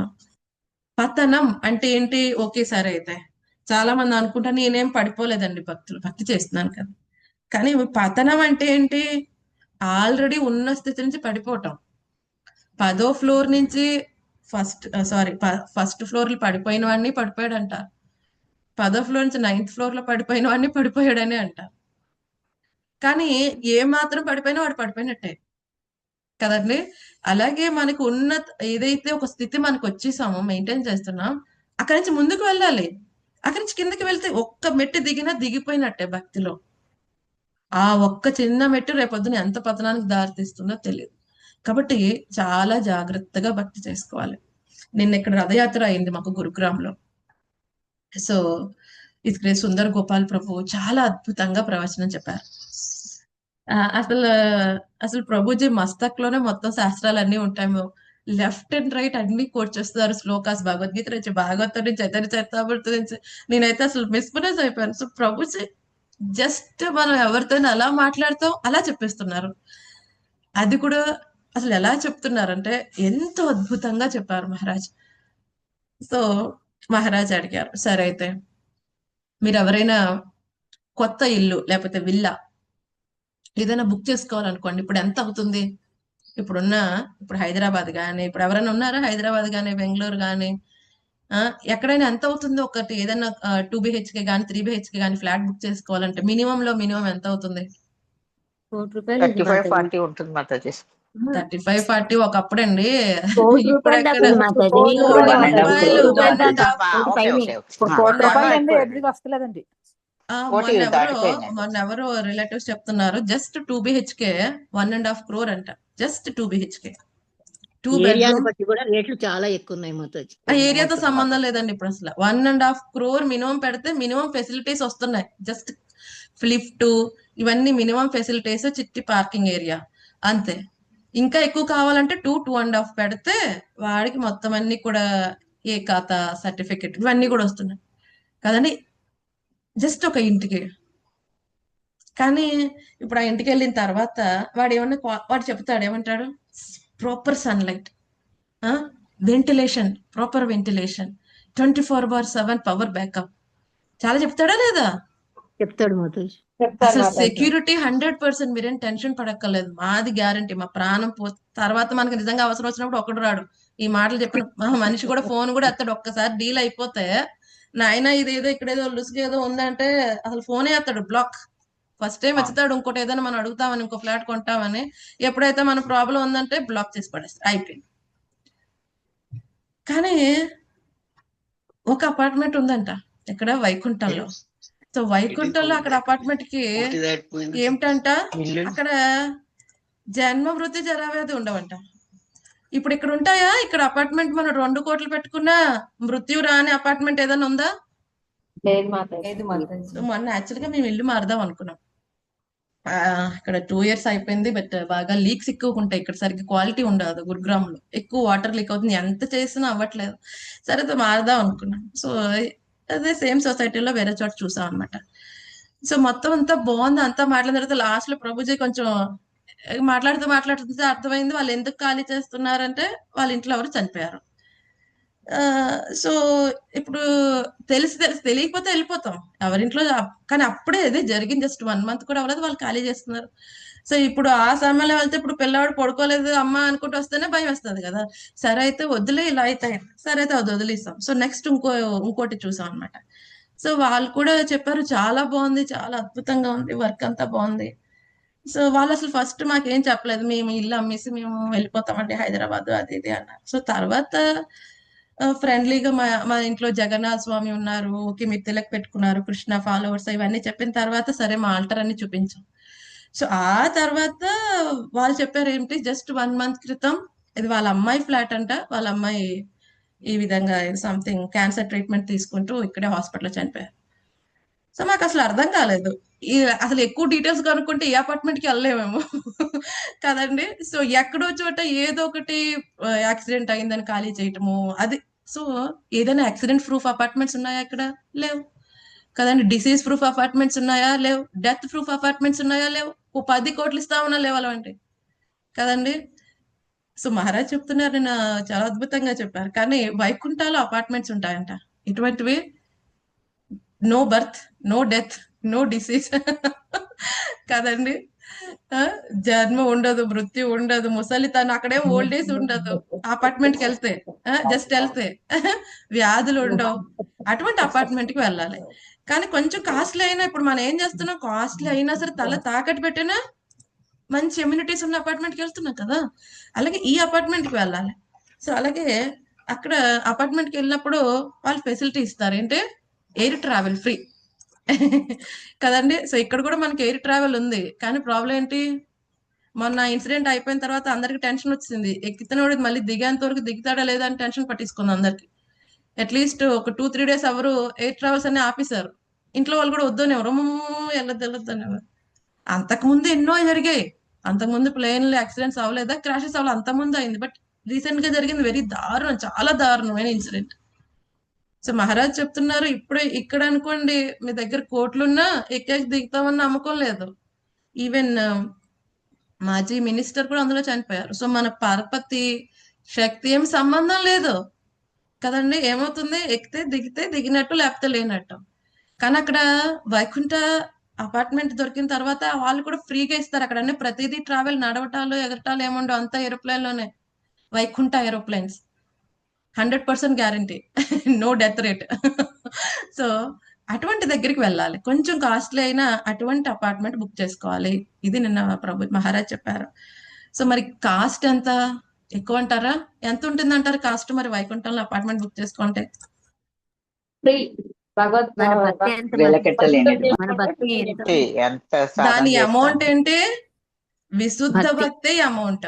భక్తి కూడా కాదు, విశుద్ధ భక్తి, శుద్ధ భక్తి. అనన్య విశుద్ధ భక్తి కదండి. ఎలా ఉండాలి విశుద్ధ భక్తి ఏంటి, అన్యాభిలాషిత శూన్యం జ్ఞాన కర్మాది అనావృతం కృష్ణ అనుకూలస్య సేవనం. భక్తి. అనుకూలస్య భక్తి 3 కండిషన్స్ చెప్పారు. ఏంటి, అన్యాభిలాషిత శూన్యం, ఎటువంటి కోరికలు ఉండకూడదు, భగవంతుని సంతృప్తి తప్ప. తర్వాత జ్ఞాన కర్మ ఆది అనావృతం, జ్ఞానం చేత గాని కర్మ చేత గాని యోగం చేత గాని మిశ్రమతం అవ్వకూడదు. ఇంకోటి ఏంటి, అనుకూలస్య భక్తి, అనుకూల భక్తి చేయాలి. అటువంటిది ఏమంటున్నారు, శీలానాం భక్తిరుత్తమ, అటువంటిది ఉత్తమమైన భక్తి. అటువంటి ఉత్తమమైన భక్తి చేస్తే మనకు కూడా అక్కడ ఒక అపార్ట్మెంట్ బుక్ అవుతుంది. సో ఎంతమందికి కావాలి అక్కడ అపార్ట్మెంట్? నా దగ్గర ఏం టికెట్స్ లేవు, బట్ ఎంతమందికి కావాలి? కావాలి అనుకుంటే ఏదో ఒక రోజు దొరుకుతుంది ఏదైనా. ఏమన్నారు పెద్దవాళ్ళు, ఏమన్నారు, ఫస్ట్ కలకనండి, దాన్ని సాధించడానికి ప్రయత్నించి, కలే లేదు ఇక సాధించడం గురించి సంగతి ఏంటి. అందుకే పిల్లలకి ఏమని చెప్తారు, ఏదో విధంగా పాస్ అయిపోరని చెప్తారా, ఏమంటారు, ఎట్లీస్ట్ టాప్ అవ్వు. ఎట్లీస్ట్ టాప్ అంటుంది అమ్మ. అట్లీస్ట్ టాప్ అంటే అట్లీస్ట్ 1 to 5 లో అయినా ఎక్కడో చోట పడతాడు వాడు అని కదండి. అందుకని మన కోరిక పెద్దగానే ఉండాలి, డ్రీమ్ బిగ్. అలాగే సాధన కూడా చాలా పెద్దగా ఉండాలి కదండి. సో మనందరికి కావాలి అక్కడ అపార్ట్మెంట్ ఫ్రీగా. ఎందుకంటే అది ఇంతనే అమౌంట్ కడితే దొరికేది కాదు కదండి. గోలోకేర ప్రేమదాన హరినామ సంకీర్తన, ఇంతనే అమౌంట్ కట్టగలమా? కట్టలేం, మన దగ్గర అంత డబ్బు లేదు, మనం కట్టలేం.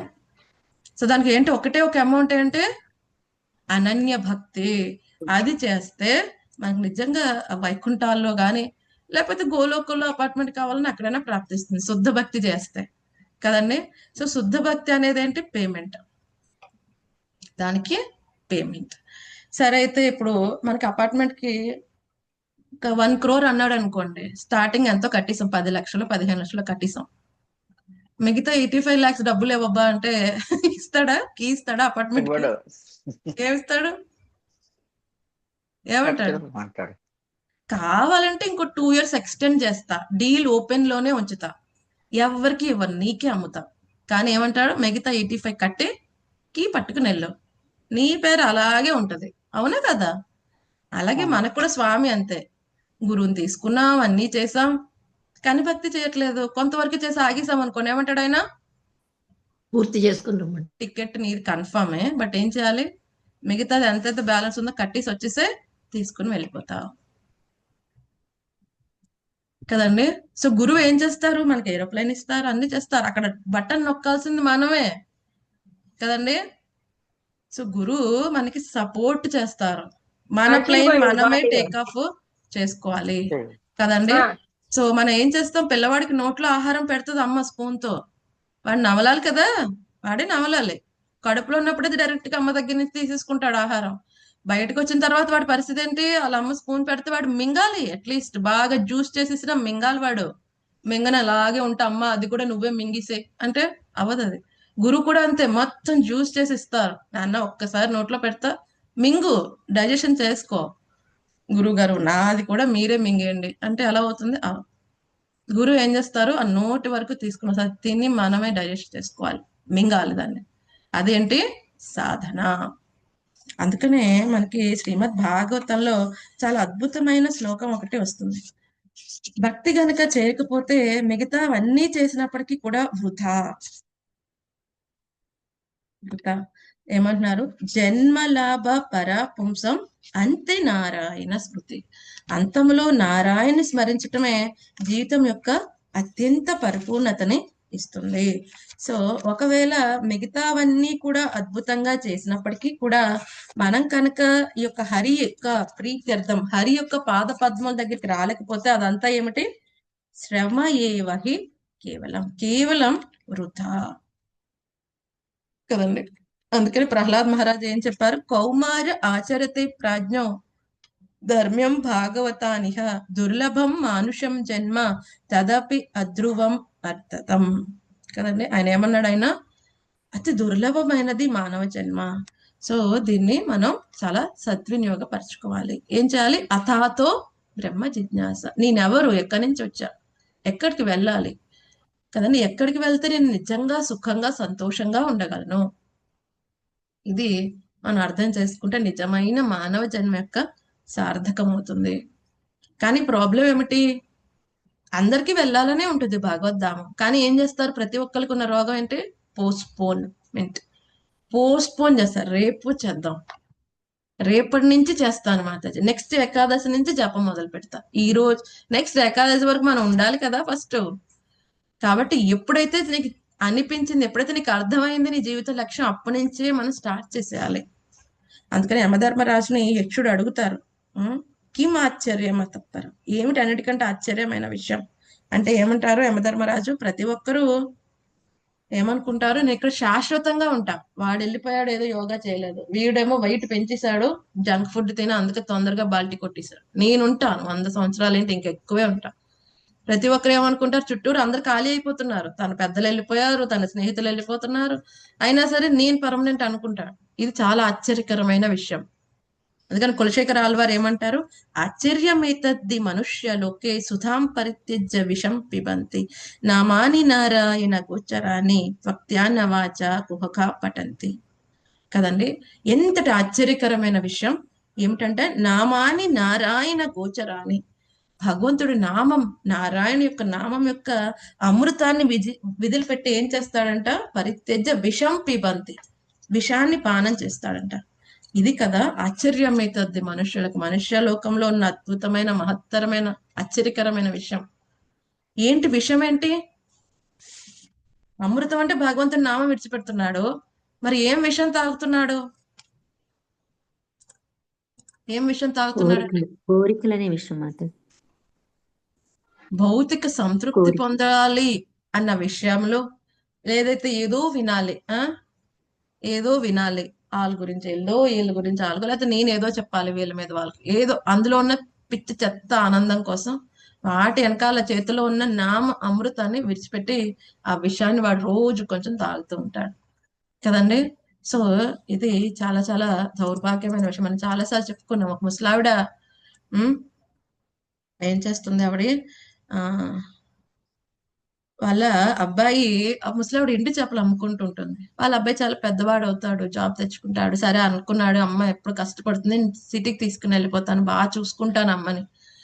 సో తీసుకుని వెళ్ళినప్పటి నుంచి ప్రతిరోజు ఆవిడ క్షీణించిపోతూ ఉంటుంది. ఆరోగ్యం వచ్చినప్పుడు చాలా గెంతుతో హ్యాపీగా ఉంది, క్షీణించిపోతూ ఉంటుంది. వీడికి అర్థం కాలేదు, ఇదేంటి అన్ని ఫెసిలిటీస్ పెట్టాను, చుట్టూరు పరిమళాలు, ఆహారం, పళ్ళు, ఇవన్నీ కూడా మంచి మంచి ఆహారం ఇస్తున్నా, అయినా ఎందుకు క్షీణిస్తుంది? ఒక రోజు ఆవిడ స్పృహ తప్పి పడైపోతుంది. భయపడతాడు పిల్లవాడు. అప్పుడు పక్కన ఎవరో కొంచెం పెద్ద ఆయన, అందరూ వస్తారు కదా, పడిపోయారు హాస్పిటల్కి వెళ్తున్నారంటే. సో ఏమయ్యా ఏమైందంటే, ఏమో తెలియదండి, ఊరు నుంచి తీసుకొచ్చినప్పటి నుంచి ఇలాగ తయారవుతుంది, ఇవాళేమో కళ్ళు పడిపోయింది. అప్పుడు ఏం చేసేది మీ అమ్మ ఇది వరకు అంటే, ఇలాగ ఎండు చేపలు అమ్మేది. అవునా, ఇప్పుడు సమస్య అర్థమైపోయింది, ఏం లేదే, జస్ట్ వెళ్ళి మార్కెట్కి వెళ్ళి 2 ఎండు చేపలు తీసుకునిరా, సెట్ అయిపోతుంది. ఎప్పుడైతే ఎండు చేప ముక్కు దగ్గర పెట్టగానే వెంటనే ప్రాణం లేచి వస్తుంది. ఎందుకని అలవాటు అయిపోయింది. మనకు కూడా అంతే కదండి. ఈ గాసిప్స్, ప్రజల్ప కదండి, ఈ భౌతిక విషయముల గురించి చర్చించుకోవటం, వాటిలో ఆనందం పొందటం, వీటి పట్ల ఆనందం అలవాటు అయిపోయింది. అది లేకపోతే ప్రాణం పోయినట్టు ఉంటుంది. పతాక కృష్ణ కథ, భాగవతమ, చాంటింగ్, భక్తుల సేవ, అయ్యో కొంచెం ఇది కూడా కావాలి, లేకపోతే ప్రాణం పోతుంది, ఊపిరి ఆడట్లేదు. ఎవరన్నా దగ్గర 10 నిమిషాలు అమ్మయ్య ఇప్పుడు కదా నిజంగా రిలాక్స్ అయిపోయింది ప్రాణం, ఇలా అనిపిస్తుంది. ఎలాగైతే ముసలావిడికి అయిపోయింది. ఎందుకని అలవాటు అయిపోయింది అది. సో రోజు పరవన్నంలో మట్టేసుకుని తినేవాడికి పరవన్నం చక్కగా పంచదార వేసి వండి పెడితే వాడికి అర్థం కాదు. ఎంత తీయగా ఉంటే కష్టం అండి, ఏదో లోపిస్తుంది. మట్టేసి పెట్టగానే అమృతంలో ఉందంటాడు. ఎందుకని అలవాటు అయిపోయింది అలా. సో మనం కూడా ఇటువంటి విషయానికి అలవాటు అయిపోయాం. కానీ ఏమంటున్నారు, ఈ భగవంతుడి యొక్క నామం అనే అమృతం తీసుకుంటే ఏమవుతుంది, హృదయంలో చేతో దర్పణ మార్జనం, హృదయ మాలిన్యం అంతా పోయి భగవంతుడి పట్ల ఆసక్తి వస్తుంది, ఆయన సేవలో ఉంటాం.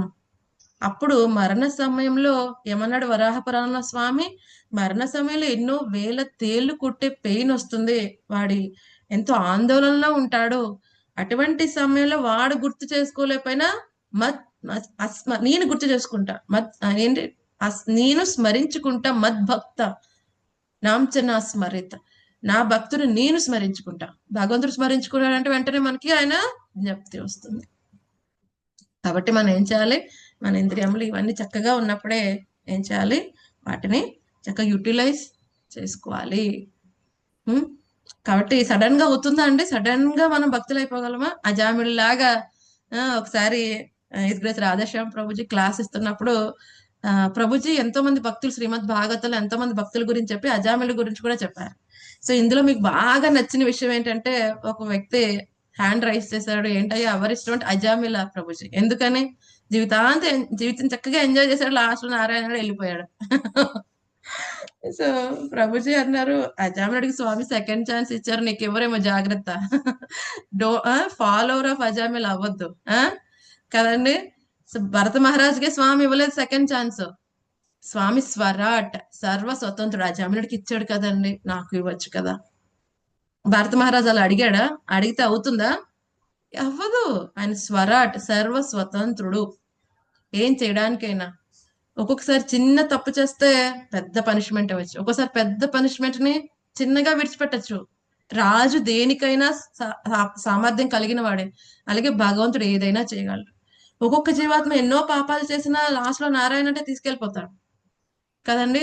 జీవితాంతం నారాయణ లాస్ట్ లో ఏదో చేయగానే పని చేసి అటువంటి చేతనలో దేహం విడిచిపెడితే ఏమో తీసుకెళ్ళడేమో. తీసుకెళ్లాలని క్వశ్చన్ చేయడానికి మనకి ఎటువంటి అర్హత లేదు. మనం ఏం చేయాలి, కేవలం ప్రార్థించాలి. ఓ కృష్ణ, ఏం చేయాలి, కరిష్యే వచనంతవా, నువ్వు చెప్పినట్టు నేను చేస్తానయ్యా, దయచేసి నీ పాద పద్మాల దగ్గర నుంచి నేను ఎప్పుడు కూడా దూరం చేయవద్దు. సో ఈ హోల్ ప్రాసెస్ లో మనకి కాపాడి ఒకే ఒక వ్యక్తి ఎవరు, మన గురువు. ఆయన పాద పద్మాలు పట్టుకున్నంతసేపు కూడా మనకి సేఫ్. ఎస్య ప్రసాదాత్ భగవత్ ప్రసాదో, ఎవరైతే గురువుని సంతృప్తి పరిస్తే భగవంతుడిని వాళ్ళు సంతృప్తి పరిచిన వాళ్ళు అవుతారు. కాబట్టి అటువంటి గురువు యొక్క పాద పద్మాలు ఏమంటున్నారు, శ్రీమద్ భాగవతంలో వస్తుంది, ఎవరైతే గురువుని పొంది గురువుని సంతృప్తి పరిచి ఆయన దగ్గర ఇన్స్ట్రక్షన్స్ ని ప్రాణం కంటే ఎక్కువగా ఎవరైతే పాటిస్తారో వాళ్ళు త్రిగుణాతీతమైన స్థితిని ఈజీగా పొందుతారంట.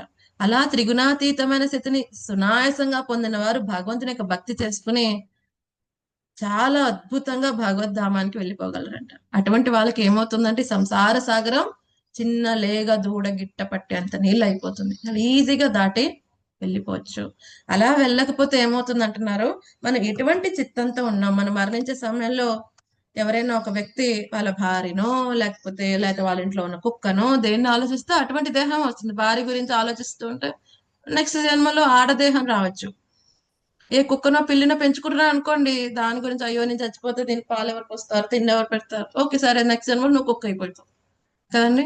సో కాబట్టి వెరీ సటిల్ గా జరుగుతుంది ఇదంతా కూడా. కాబట్టి మనం ఏం చేయాలి, చాలా జాగ్రత్తగా ఉండాలి. సో మనం ఎప్పుడు కూడా లైట్ తీసుకోకూడదు. చల్తా ఏం పర్వాలేదు, ఏం పర్వాలేదు, నేను జపం చేసి ఇందాకంటే వీళ్ళందరికంటే బెటరే కదా. ఎవరందరికంటా బెటరు? ఎవరితో కంపేర్ చేసుకుంటున్నావు నువ్వు? ఎప్పుడైనా పరిగెత్తుతున్నప్పుడు మనకంటే వెనకాల ఉన్న వాళ్ళని చూడాలా, ముందు ఉన్న వాళ్ళని చూడాలా? వెనకాల ఉన్న వాళ్ళు చూస్తే ఏమవుద్దండి? మనం కూడా వెనకబడతాం. మనం కూడా వెనక్కి ఉన్నవాళ్ళు వెళ్తాము. చూస్తే ఆ, inspire ఆ అయిపోతారు. వెనక్కి తిరిగి ఓకే పర్వాలేదులే 10 మంది ఉన్నారు వెనకాల, నేను 11 అనుకుంటే ఏంటి? తర్వాతకి నువ్వు ఇంకా చివరికి కూడా వెళ్ళిపోవచ్చు. మనకంటే ముందు ఉన్న వాళ్ళని చూసి మనం ఇన్స్పైర్ అవ్వాలి కదండి. మనకంటే వెనకాల ఉన్న వాళ్ళ మీద జాలి పడాలి, మనతో ఉన్న వాళ్ళ మీద స్నేహబంధం ఉండాలి, మనకంటే ముందు ఉన్న వాళ్ళ పట్ల గౌరవం ఉండాలి. మనం కూడా అలాగా ఉన్నతమైన జీవితాన్ని గడపడానికి ప్రయత్నించాలి. సో కాబట్టి ఓకే, నాతో పాటే జాయిన్ అయ్యారు వాళ్ళు, ఇంకా ఒక్క మాల కూడా చేయట్లా, నేను ఆల్రెడీ 16 చేసేస్తున్నా, నేను చాలా బెటర్, సాటిస్ఫైడ్. ఎక్కడెక్కడ సాటిస్ఫాక్షన్ ఉండాలని చెప్పింది కదా మాతాజీ. భక్తిలో సాటిస్ఫాక్షన్ ఉండకూడదండి. దేంట్లో సాటిస్ఫాక్షన్ ఉండాలి చెప్పండి? ఏ ఏ విషయాల్లో సాటిస్ఫై అయి ఉండాలి? ఉన్న వాటితో సాటిస్ఫాక్షన్ ఉండాలి మాతాజీ. ఉన్న వాటి మనకి ఏవైతే ఉన్నాయో ఆ? వాటి పట్ల సాటిస్ఫాక్షన్ ఉండాలి. కోరికలతో అసలు కోరికలే ఉండకూడదు, ఇంకా అందులో మనకి ఉన్న సాటిస్ఫాక్షన్. వాటితో సాటిస్ఫాక్షన్ ఉండాలి మాతాజీ. మనకి ఏవైతే ఉన్నాయో అది చాలు. ఉన్నాయి తీర్చుకోగలగాలి కదా. ఓకే, ఇంకా దేని పట్ల సాటిస్ఫై, మీరు దేని పట్ల సాటిస్ఫై అయి ఉన్నారు? భౌతిక విషయాల పట్ల చేసే భక్తి పట్ల ఎప్పటికీ సాటిస్ఫై అవ్వకూడదు, అయితే ఇక్కడే ఉంటారు. సో సాటిస్ఫై అవ్వాల్సిన దేని పట్ల? మనకి వచ్చిన భర్త గారు కానీ భార్య గారు ఎవరైతే ఉన్నారో వాళ్ళ పట్ల సంతృప్తిగా ఉండాలి. ఇంకొకటి, మనకి ఏదైతే మన కర్మానుసారం మనం చేస్తున్నప్పుడు ధార్మికంగా వచ్చే సంపాదన పట్ల సంతృప్తిగా ఉండాలి. ఇంకొకటి ఏంటి, మన ప్లేట్లో ఉన్న ఆహారం పట్ల ఎప్పుడు మనం సంతృప్తిగా ఉండాలి కదండి. ఈ 3 విషయాల్లో సంతృప్తిగా ఉంటే సగం సమస్యలు తీరిపోతాయి కదండి. మన ప్లేట్లో అన్ని రకాలు ఉన్నాయి, బట్ గులాబ్ జామ్ లేదు, పక్కన ప్లేట్లో చూస్తున్నాం. ఆనందం పొందుతామా? మన ప్లేట్లో ఆల్రెడీ 15 రకాలు ఉన్నాయి, అవి తినేపటికి పొట్ట పగులుద్ది, అయినా సంతోషం లేదు. ఎందుకని మన దాంట్లో గులాబ్ జామ్ లేదు, వాడి దాంట్లో ఉంది. సో తినే ఆహారం పట్ల, మనకు వచ్చిన జీవిత పార్ట్నర్ పట్ల, అలాగే మనకున్న ఆర్థిక స్థితి పట్ల మనం సంతృప్తిగా ఉండాలి. మరి దేని పట్ల సంతృప్తిగా ఉండకూడదని చెప్తున్నారు ఆచార్యులు? చేసిన దాన ధర్మాల పట్ల ఎప్పుడు సంతృప్తిగా ఉండకూడదు. చేసేసానులే అని ఎప్పుడు కూడా సంతృప్తిగా ఉండకూడదు కదండి. భగవంతుడికి చేసిన ఏదైతే తపస్సు ఉంటుంది, భగవంతుడి కోసం చేసిన ఏకాదశి కానీ లేకపోతే కార్తీక మాస వ్రతములు కానీ, వాటి పట్ల ఎప్పటికీ సాటిస్ఫై అవ్వకూడదు, ఇంకా చేయాలి అని ఉండాలి కదండి. ఇంకొకటి ఏమిటి, ఆయన పట్ల మనం చేసే భక్తియుత సేవ సరిపోతుంది అని ఎప్పుడు అనుకోకూడదు. శుద్ధ భక్తులు ఏమనుకుంటారు, నేను క్వాలిఫైడా కాదా వెళ్ళడానికి, ఇంకా ఆయన ఎంత అనంతుడు, నేనేమో ఇంత చేస్తున్నా కదండి. ఈ 3 విషయాలు ఎప్పుడు సాటిస్ఫై అవ్వకూడదు. అలాగే మనం అధ్యయనం చేసిన శాస్త్ర అధ్యయనం పట్ల ఎప్పటికీ సాటిస్ఫై అవ్వకూడదు, ఇంకా అర్థం చేసుకోవాలి, ఎప్పటికీ కూడా స్టూడెంట్ లాగానే ఉండాలి. ఇప్పుడు మాస్టర్ అయిపోయాను అనుకుంటే అదే లాస్ట్ రోజు మనం నేర్చుకునేది కదండి. సో దేని పట్ల సాటిస్ఫై అవ్వాలి, దేని పట్ల సాటిస్ఫై అవ్వకూడదు మనం తెలుసుకోవాలి. కానీ మనం రివర్స్ చేస్తాం, చేసిన 4 మాలల పట్ల సంతోషపడిపోతాం కదండి, చేసిన చిన్ని దానం పట్ల సంతోషపడిపోతాం, చిన్ని ఏకాదశి వ్రతాన్ని సంతోషపడిపోతాం, అయిపోయిందా ఎంత గ్రేట్ అసలు అనుకుంటాం. కానీ దేనికైతే సాటిస్ఫై అవ్వాలో దానికి అవ్వం కదండి. ఈవెన్ భక్తుల్లో కూడా చూస్తాం, ప్రసాదం అంత ముందు వాళ్ళందరికీ కూడా రసగుల్లా గులాబ్ జామ్ వచ్చిందంటే నాకు మాత్రం రాలే, చాలా డల్ అయిపోతారు వీళ్ళు. అయ్యో కృష్ణుడు ఉన్నాడు, భక్తులకి సాంగత్యం ఉంది, భగవంతుని ప్రసాదం దొరుకుతుంది, అయినా సాటిస్ఫాక్షన్ ఉండట్లేదు కదండి. సో పార్ట్నర్తో లేకపోతే మనకు వచ్చిన సంపదతో వీటి సంతోష పడకపోతే కనుక ఎప్పటికీ మనం సంతోషపడలేం. సో ఈ విషయం మనం అర్థం చేసుకుని దేనికోసం మనం తాపత్రయం ఉండాలి, అది అర్థం చేసుకుని దానికోసం మనం ప్రయత్నిస్తే అంత సమయంలో అంతే నారాయణ స్మృతి డెఫినెట్ గా జరుగుతుంది. అప్పుడు మనం భగవద్ధామం వెళ్ళడానికి అన్ని విధాల అర్హులయ్యి ఉంటాము. సరే, అయితే ఈ విధంగా అర్హత లేని వాళ్ళు ఏ భావంతో అయితే దేహం విడిచిపెడతారో అదే భావాన్ని పొందుతారు, దానికి కొరస్పాండింగ్ దేహాన్ని పొందుతారు. సో ఈ దేహం పొందే ఈ ప్రాసెస్ ఎలా జరుగుతుంది, ఈ జీవాత్మని ఈ యొక్క సూక్ష్మ దేహం క్యారీ చేస్తుంది ఈ దేహం నుంచి వేరే దేహానికి. ఆ ప్రాసెస్ యొక్క వివరములు మనం రేపు తెలుసుకుందాం. ఏమైనా సందేహాలు ఉన్నాయా డివోటీస్? ఈరోజు మనం తెలుసుకున్న సెషన్లో అందరూ రథయాత్రకి వెళ్ళారా? మీ ఊర్లో ఏమైనా అయిందా దగ్గరలో? అయింది మాతాజీ, హైదరాబాద్ అయ్యింది మాతాజీ, వెళ్ళాం ఇంకొక విషయం ఏమిటి, ఎవరైతే జగన్నాథ స్వామిని రథం మీద ఒక్కసారైనా చూస్తే మళ్ళీ వాళ్ళకి పునర్జన్మ ఉండదంట. సో దయచేసి ఇంకా మీ సెంటర్స్ దగ్గర ఎక్కడైనా అవ్వకపోతే రథయాత్ర వెళ్ళని వాళ్ళు దయచేసి వెళ్ళిరండి. ఎస్ మాతాజీ. ఓకే మాతాజీ. గుంటూరు క్యాన్సిల్ అయింది మాతాజీ ఈ సంవత్సరం లేదు. అవునా? ఎందుకని క్యాన్సిల్ అయింది? ఏమైంది? ఆ, చెప్పలేదు. అవునా? కొన్ని అనివార్య కారణాల వల్ల క్యాన్సిల్ అయిందమ్మా. నెక్స్ట్ ఇయర్ చేస్తాము అన్నారు. సరే, అయితే ఏలూరులో అవుతుంది. విజయవాడ ఆల్రెడీ అయిపోయినట్టుంది. అవును సో మాతాజీ. 5వ ఏలూరు తారీఖు ఇవాళ కూడా రాజమండ్రి ఉంది. ఆల్రెడీ అయిపోయినట్టుంది కదా. రాజమండ్రి కూడా అయిపోయింది ఆల్రెడీ. రాజమండ్రి అనకాపల్లి వాళ్ళు అయిపోయింది. చేసేసారు. చాలా మంది అయిపోయింది ఆంధ్ర మాతాజీ. వాళ్ళందరూ అయిపోయాయి. రాజమండ్రి అయిపోయింది మాతాజీ. రాజమండ్రి అయిపోయింది అనకాపల్లి రాజమండ్రి. విశాఖపట్నం అన్ని అయిపోయినాయి మాతాజీ. అన్ని అయిపోయినాయి కదా. అవును, ఈసారి అందరూ ఖమ్మం పూరి 2వ తారీఖు. జగన్నాథ స్వామితో పాటు చేసేసారు. రాజమండ్రి అయిపోయింది ఆ, మాతాజీ. ఏలూరు ఏలూరు 1వ తారీఖు మాతాజీ. ఉంది మాతాజీ. ఆ, వెళ్తే ఏలూరు ఇంకా ఎలా అవ్వలేదని ఉంది విన్నాను. మాతాజీ? ఏలూరు వాళ్ళు అవును మాతాజీ. నెక్స్ట్ ఒక 2-3 డేస్ 1వ లో తారీఖు చేస్తారని విన్నాను. ఖమ్మం కూడా అవ్వలేదు మాతాజీ. ఖమ్మం కూడా అవ్వలేదు. జూలై ఫస్ట్ మాతాజీ ఏలూరు. అవునా? July first. July 1 okay. So ఎవరైతే వెళ్ళలేదో, ఇంకెక్కడ దగ్గరలో జరుగుతున్నాయో దయచేసి వెళ్ళండి. ఒకసారైనా రథం లాగండి. సో మీరు ఆల్రెడీ భక్తులు కదా, రథం వెళ్తున్నప్పుడు కొంతమంది ఇంకా డివోటీస్ కాని వాళ్ళు జస్ట్ అలా గుమ్మం దగ్గర నుంచి చూస్తూ ఉంటారు. వాళ్ళని మీరు ఇన్వైట్ చేయొచ్చు. ఓ మాకెవరు తెలియదండి, ఏం సేవ చేయాలి, రథం దగ్గరికి వెళ్ళని ఆలోచించక్కర్లేదు. ఏం చేయవచ్చు, ఒక రథం లాగండి వచ్చి జగన్నాథ స్వామిని. జీవితంలో ఒక్కసారి ఆయన రథం మీద చూసిన రథం లాగిన మళ్ళీ పునర్జన్మ ఉండదండి అని వాళ్ళని ఇన్వైట్ చేయవచ్చు. వాళ్ళకి ఏదైనా వాటర్ ఏమైనా కావాలంటే వాళ్ళకి అరేంజ్ చేస్తూ ఉండవచ్చు కదండి. సో అసలు అక్కడికి వెళ్ళిన తర్వాత ఏదో ఒక సేవ అనేది దొరుకుతుంది. సేవ దొరకపోవటం అనేది ఉండదు. సో రథం ముందు రథం ముందు క్లీన్ చేయవచ్చు కదండి. గోధనలో 30వ తారీఖు రేపు మాతాజీ. అవునా? సరే, అయితే వెళ్ళండి అందరూ వెళ్ళి రండి. హరే కృష్ణ మాతాజీ. రాజమండ్రిలో వెళ్ళొచ్చాం మాతాజీ. అక్కడ రంగోలి వేసి వచ్చాం. హరే అవునా? Krishna. Very nice, very nice. రథం లాగొచ్చాం, స్వామిని దర్శించుకున్నాం మాతాజీ. అదంతా మన అదృష్టం. ఆయన ఎంతో మెర్సిఫుల్ గా బయటకు వచ్చి మన అందరికి దర్శనం ఇస్తున్నాడు. Very merciful lord. ఎవరు రారు, ఎవరు కూడా మిగతా అందరూ కూడా ఉత్సవమూర్తులు బయటకు వచ్చి ఊరేగుతారు, కానీ స్వయం భగవాన్ ఎవరైతే పెద్ద ఆయన రాడు. కానీ జగన్నాథ స్వామి వెరీ మెర్సిఫుల్. ఆయనే వస్తాడు బయటికి కదండి. ఉత్సవమూర్తులతో సహా మొత్తం అంతా బయటకు వస్తాడు ఒక్కసారి సంవత్సరానికి. సో మన అదృష్టం. ఏమాత్రం సేవ చేయగలిగితే ఆ సేవ మనం ఆయనకి చేయాలి. ఆయన రథం వెళ్తున్నప్పుడు, ముందు వెళ్తున్నప్పుడు వెనకాల కూడా ఆయన నామ సంకీర్తన చేస్తూ వెళ్ళొచ్చు. అది కూడా సేవే. ప్రతిదీ సేవే. ఆయనతో ఆ రథంతో పాటు నడిచినా సేవే. ప్రతిదీ సేవ కదండి. Right? Okay. Thank you so much dear devotees. So thank you Mataji. ధన్యవాదాలండి. హరే కృష్ణ. ధన్యవాదాలు. మళ్ళీ రేపు భగవద్గీతలో కలుద్దామండి. ఏమంటున్నారు? మాతాజీ దండవత్ ప్రణామం. జనని మాతాజీ ఏం చెప్పారు? గుంటూరులో 5వ తారీఖు ఉండొచ్చు అని చెప్పారు మాతాజీ. అవునా? సరే, అయితే వెళ్ళిరండి. డెఫినెట్ గా వెళ్ళిరండి. ఓకే. ఒక రథయాత్ర వెళ్ళాం కదా అని ఇంకోటి వెళ్ళక్కర్లేదని కాదు. మళ్ళీ అవకాశం వస్తే మళ్ళీ ఇంకో దానికి కూడా వెళ్ళిపోవచ్చు.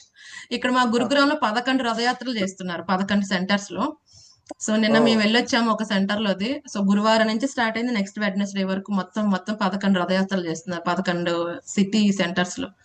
లాస్ట్ ఇయర్ చేశారు, సక్సెస్ఫుల్ గా అయింది. సో అందుకని ఇయర్ కూడా 11 రథయాత్ర కాన్సెప్ట్ స్టార్ట్ చేశారు వాళ్ళు. So very wonderful. యాక్చువల్ గా చాలా అద్భుతంగా జరిగింది నిన్న. అసలు ఏమండి, మీ సెంటర్ లో అయిపోయిందా మాతాజీ? అయిపోయింది నిన్న మాకు.